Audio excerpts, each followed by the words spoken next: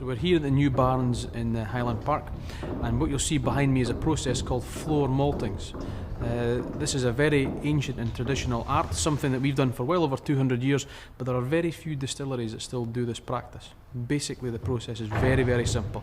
Is at the far end of the hall you'll see two steeps, two big metal containers that we add barley and water together, and what happens is the barley absorbs all the water and it begins to grow. We trick it into believing it's underground, and then after that we load the chariot with the wet barley and we lay it out across the stone floors here at Highland Park. And then what happens is that barley begins to grow, and as it grows it generates heat, and we have to turn the barley every 6 to 8 hours to keep the temperature down. Depending on the time of year and the climate outside will depend on which tool we actually use. We have 3 that we use here in Highland Park. If it's the very, very cold outside during the winter months, we use basically a rake or a plough, and the guys drag the plough through, and that turns the barley over gently, and that keeps the heat in to allow the barley to grow.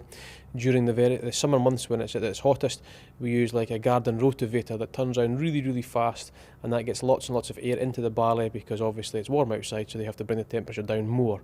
But during the spring and autumn, in between times where it's neither hot neither cold, that's when the shields come out and the guys have to turn all this barley, and it all has to be done by hand.